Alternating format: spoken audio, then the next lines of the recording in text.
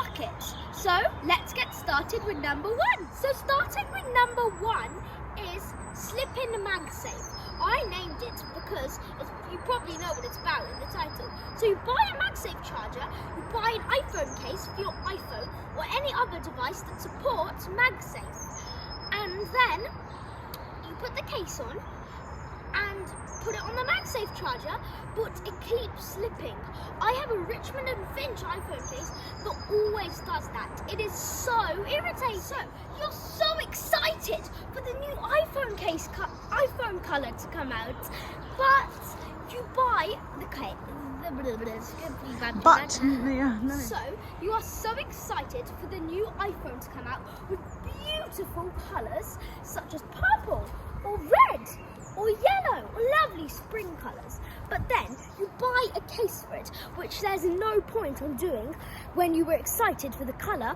It just covers the beautiful spring colour. Okay, now the next one is on your Nintendo Switch. It's so hard to change your Me or MII or whatever you call it. You just need to scroll so far down to Me, and then you choose create and edit a Me.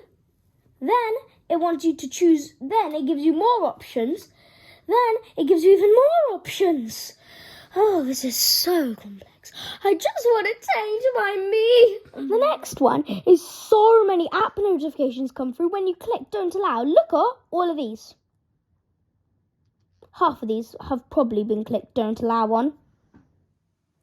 This is my iPhone without a phone case. And as I told you, I have a Richmond & Finch phone case, which are dreadfully hard to put on. It's a cool case, but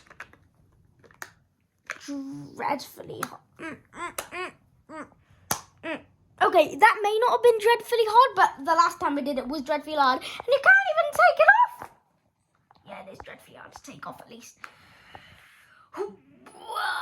I can't do it.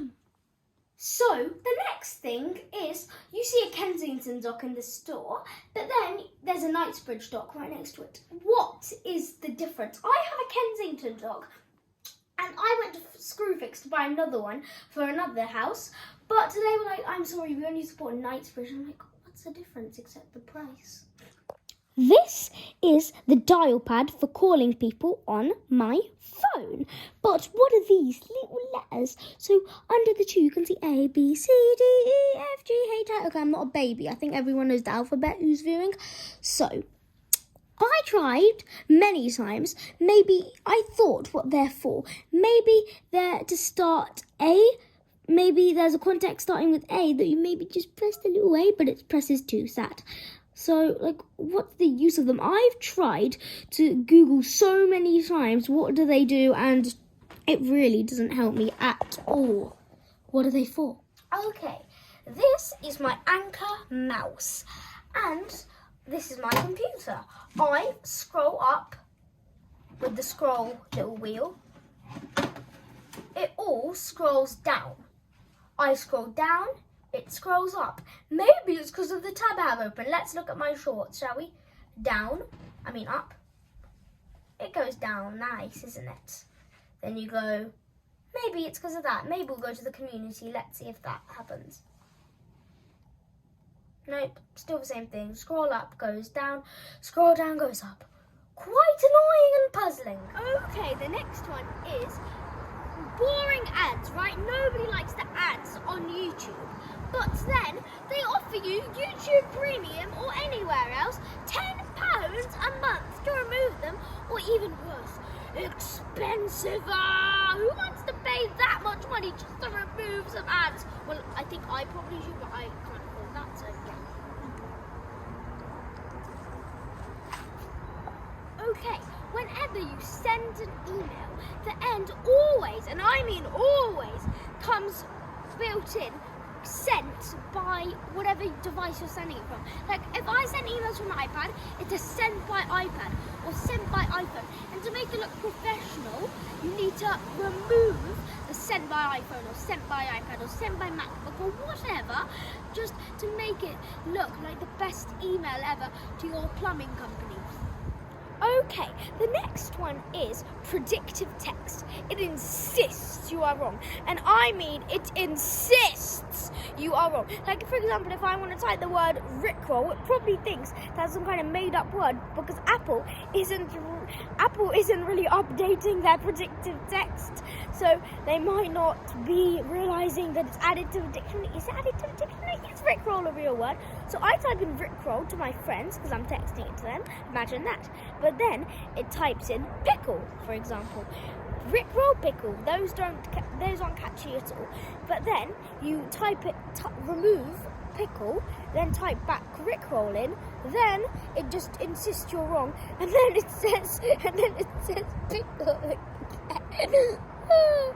Predictive text is so annoying. Okay, next one is let's talk TV remotes.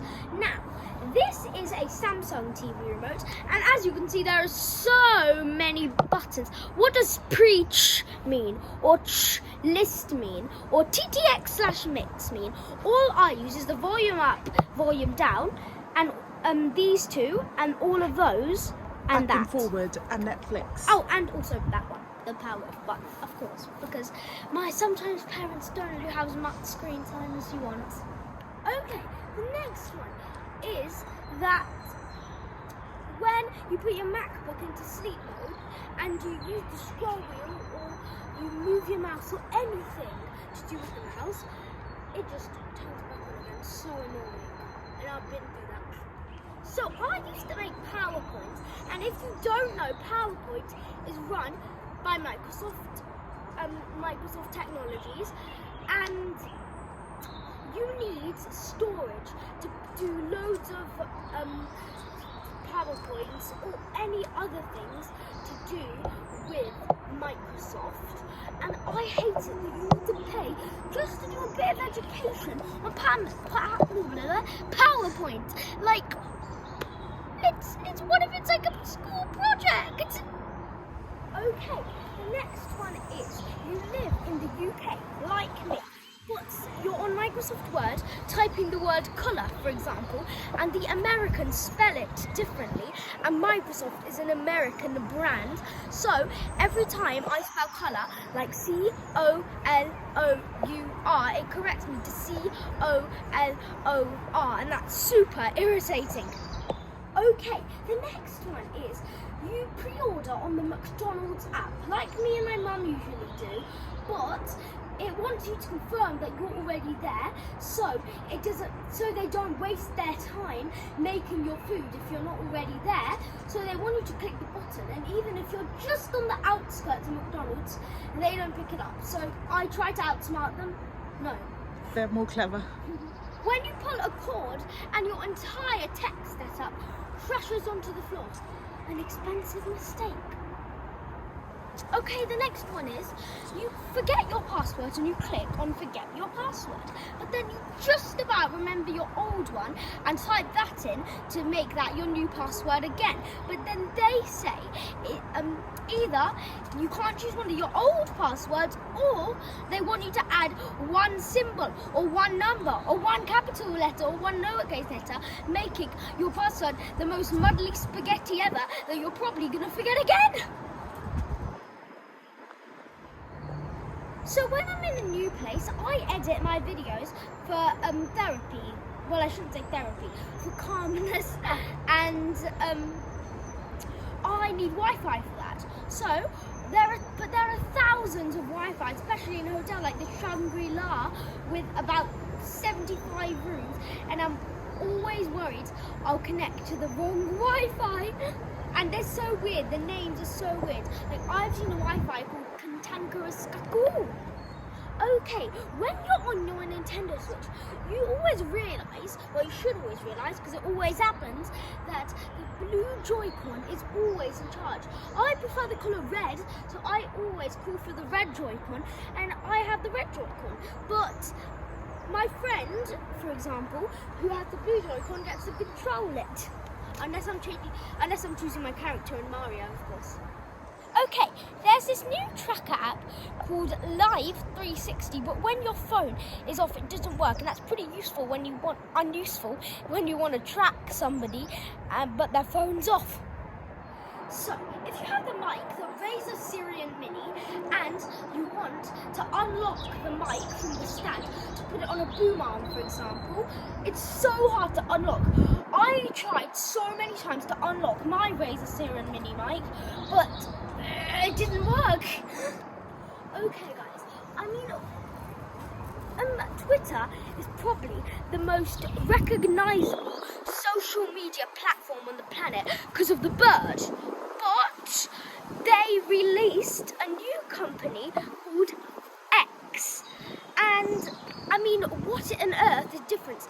Like when I go to x.com, it just redirects me to twitter.com. So there's basically the same thing. Okay, the next one is x.com.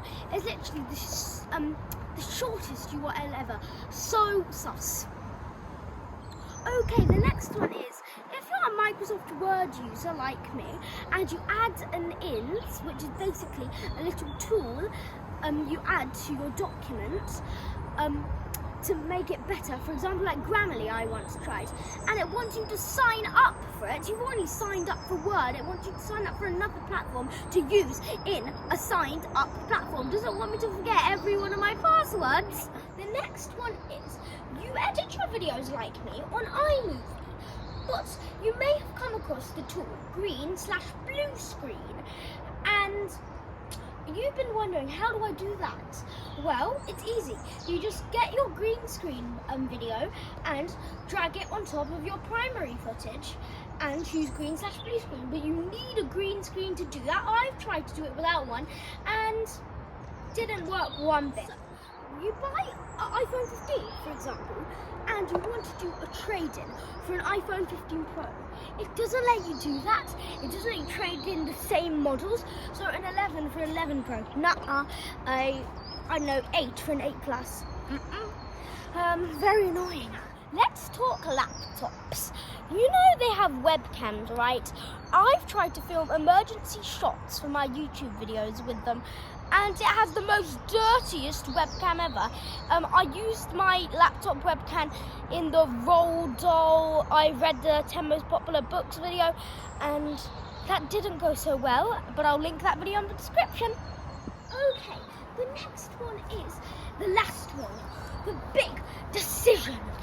Why does an iPhone not have a full stop or a comma on its main typing keyboard? Does it want me to forget punctuation? But that wasn't really the last one. Here is a bonus one. Ooh. The next bonus one is cookies. I love cookies unless they were chocolate chip cookies.